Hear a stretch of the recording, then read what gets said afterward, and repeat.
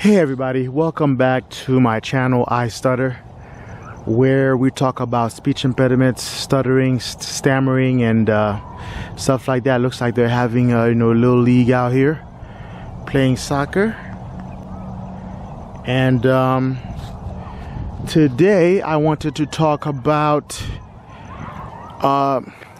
something. As usual, we're gonna try to keep it short, and the topic today is gonna be don't wear your heart on your sleeve. And that's one of the things, again, I wish that someone told me very early on in my life, so I can start to practice that and become good at it, so that maybe that had I done that, I probably would have taken more risks very early on, or push myself further, do some things that I kind of shied away from doing because of my speech. So that's why I think it's important that, people who are coming up, well, not just young people with a speech impediment, but even people who are in the middle,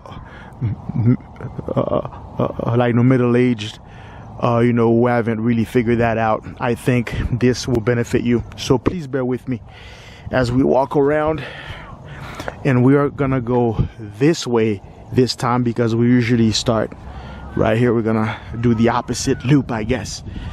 So yeah, playing soccer, man, I miss playing soccer. I love playing soccer. Anyway, don't wear your heart on your sleeve. So recently, someone helped me to make a discovery about myself. So I am someone that you can classify as an empath. So someone who's an empath is someone who is hyper empathetic, meaning that people like me can actually feel what others are feeling. So all of my life, that's something I didn't know, but I've experienced exactly that.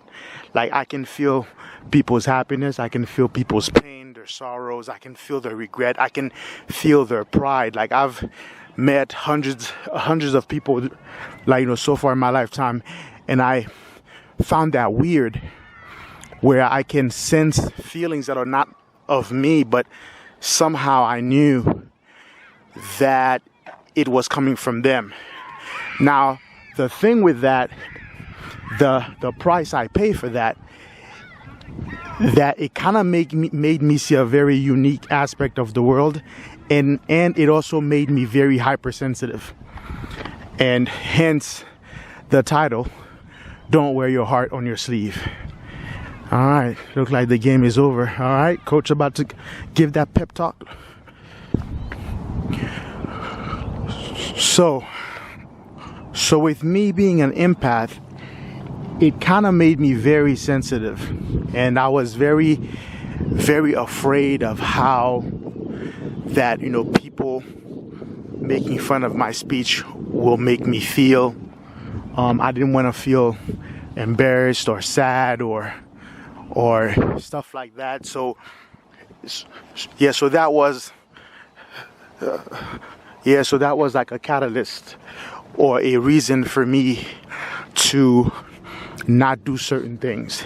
Like, I remember, for example, I think I said that before in a previous vlog, where in, I think, the 10th grade, we had this assignment where we had to do this kind of an oral presentation in front of the class, and I kind of find a way out of that, which the teacher gave me a 0, but my score was already very high in that class, so the 0 did not affect me, because that project was a fairly small percentage of the class work. I mean, it did hurt my score, but not enough to make me fail. And it was all about me being hypersensitive about my speech.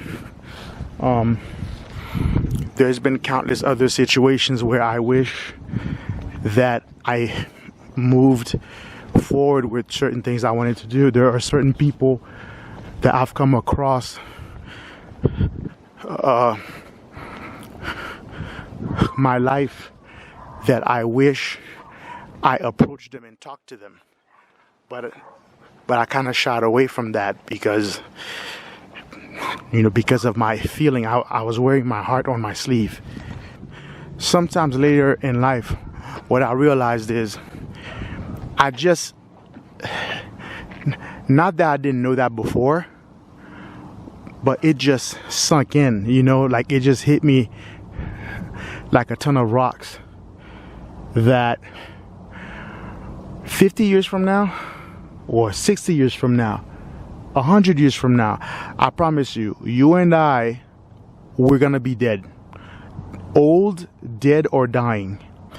And whatever, situation that you've gone through this lifetime, where that you were stuttering or having problem with your speech, at the end of the day, 100 years from now, no one is gonna remember, no one's gonna care. Trust me, no one's gonna care. Because so far as an adult, what I've realized is that whenever I would speak in public and I have issues, the adults don't care. They just don't. And I know that this will be hard to do, because as human beings, we have emotions. It's a part of us. We feel, and I just believe that this happens to be a gift from God to feel. We feel so that we can relate with one another. That's fine. So I'm kind of asking you to do something that seems impossible because it's a part of the human experience. I'm not saying not to feel anything. I'm just saying find a way to not wear your heart on your sleeve, where that you can get up, get out, and speak your way through this world. And even when you come across jerks that are going to make fun of you, let it bounce off of you like a bullet, or divert these feelings into somebody else, or through a support system. So first things first, understand and let this sink in that at the end of the day, 100 years from now, no one's gonna care. So don't care about it now. The other thing that you can do to help you not wear your heart on your sleeve, find a support system. Okay? Whether it's somebody else or it's yourself. When this first sunk in, I think I was like my late teens, and I realized, hey, for me to go out there and make something of myself, I'm gonna really need to stop caring like that. And the only support system I had was myself. I literally had to create a support system in my head that kicks in. I mean, I've been doing it for so long now that whenever, even today, like if I happen to have a couple of issues while I'm speaking in public, because I have gotten really good at speaking in public. I mean, I'm not perfectly fluent, but man, I've come a long way. And every once in a while I would have issues, but there's something in my mind that I've been building for years that automatically kicks in and pats me on my back and say, hey, you've done well. Okay, this could have been far worse, but you push through it. Way to go. Hey, whatever that you got to do. Mine worked for me that way. I'm not saying that it has to work for you, but there's only two kind of support system that you could have. So you can either have a support system which is self-supported, or you have one where that it's other people that's helping you. So those are the two ways that I have gradually trained myself, I guess I could say, to let things roll off of my sleeve. When for example, whenever people are making fun of you, just walk past them. Do not respond. And one way, yes, another video. And So yeah, so I think that this is very important for you to, if you're that kind of person like me that is extra sensitive, like especially someone who's an empath, like, you know, where that we are hypersensitive because we have to be, because we actually feel people's emotions, and you have to train yourself to let it roll off your back and not carry your heart on your sleeve. And I think that those are, like, you know, two ways that I know of where that you could train yourself to become that, because trust me, you have to train yourself to become like that, because naturally we're not like that. And one third thing that you can do, I guess, is avoid like, you know, toxic people, like, you know, people that you know are jerks, or they hang around jerks. Don't hang around them. Hang around like people who are understanding, like people who are just nice, okay? And, you know, that will spare you from being exposed to, like, you know, constant barrage of people making fun of you and stuff like that.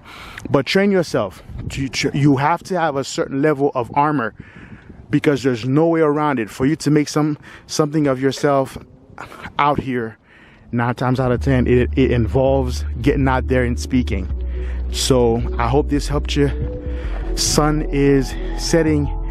So like I said, those are things that I wish that somebody told me when I was coming up, but that doesn't have to be you. So I hope you guys are out there crushing it. And until then, I will see you in the next one.